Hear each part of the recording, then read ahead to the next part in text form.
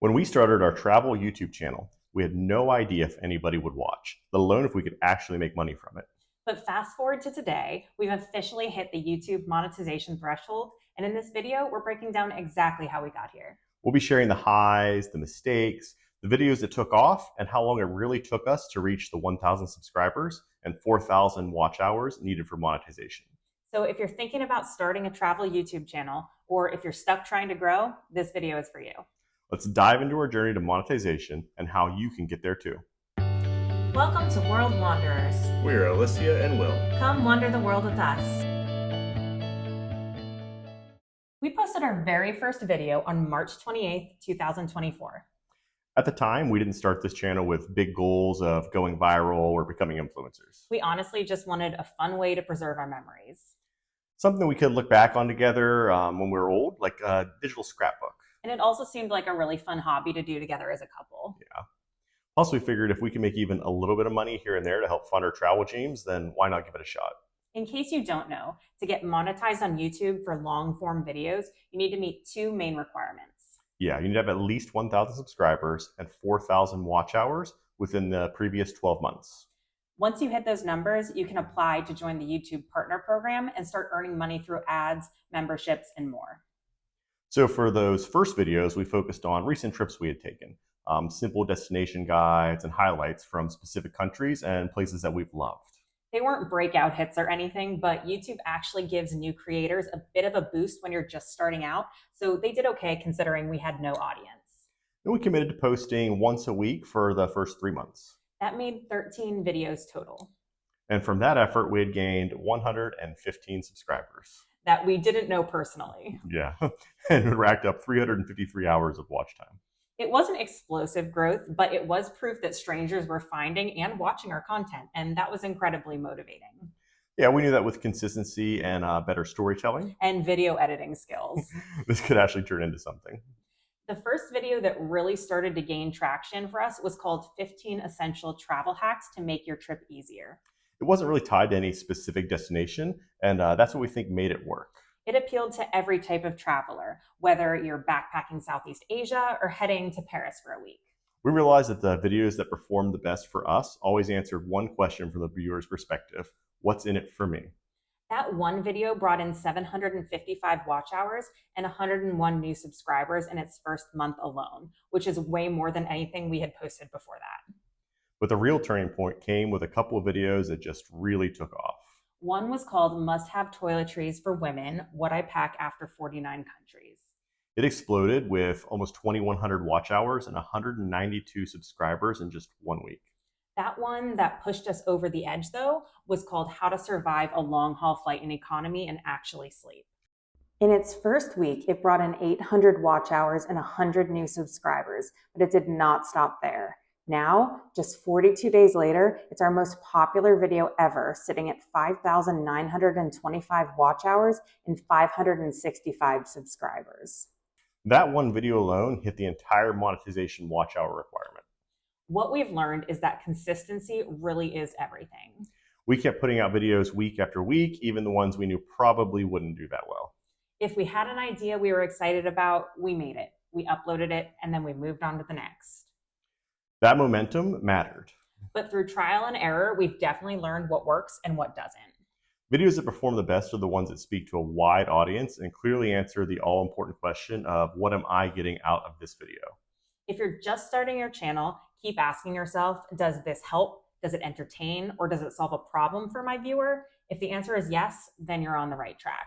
We end up hitting both the YouTube monetization milestones really close together, which honestly feels like how it's kind of meant to happen.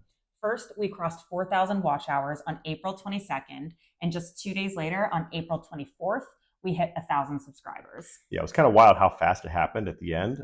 One good video gave us the final push, and everything just kind of clicked into place after that. So in total, it took us just under 13 months to reach the YouTube Partner Program requirements. So if you're wondering how long it actually takes, there's your answer. During that time, we lived in YouTube Studio.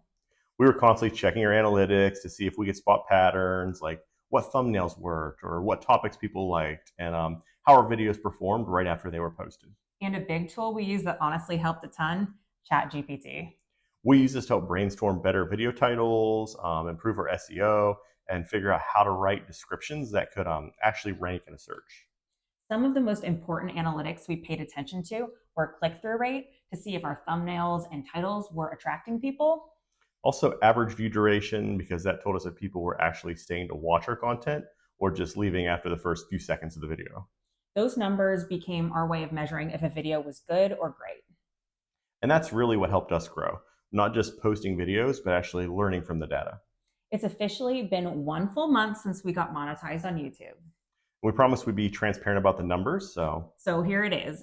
In our first 30 days, we made $734 from YouTube ad revenue alone.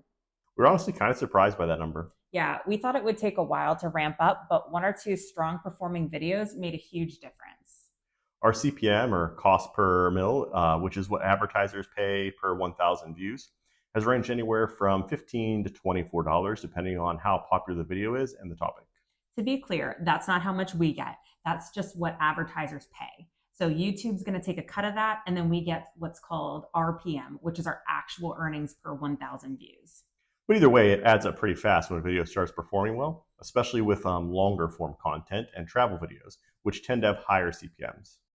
And ad revenue isn't the only thing that started to grow. This month, we also earned $512 from Amazon affiliate links. Just by recommending products that we actually like to use while traveling, like toiletry kits or flight essentials. Basically, we put those links in our video descriptions and people actually clicked on it and bought things. So Amazon gives us a small commission. Yeah, it's definitely not full-time income, Yet. but it is real money that now helps fund future trips. And that's exactly what we're hoping for when we started this.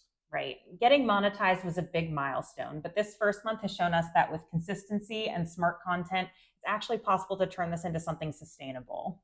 We want to share a bit about the gear and workflow that helped get us here, because spoiler alert, we didn't start with a fancy camera or full production setup. Right. Everything you've seen on our channel so far has been filmed entirely on our iPhones. We use an iPad to keep the script or bullet points handy. That way we stay on track while filming without having to memorize everything. And to make it even smoother, we added a Bluetooth remote control page turner. It lets us scroll through our notes without touching the screen or having to stop and cut between takes. It's a super small thing, but for $10, it's made a huge difference in helping us sound more natural on camera and keep the momentum going, especially when we're filming longer videos. Yeah, we'll link the one that we use in the description below in case that helps you with your filming setup. For editing, we use Final Cut Pro on a Mac, which we've slowly learned to navigate by trial and error and a few YouTube tutorials.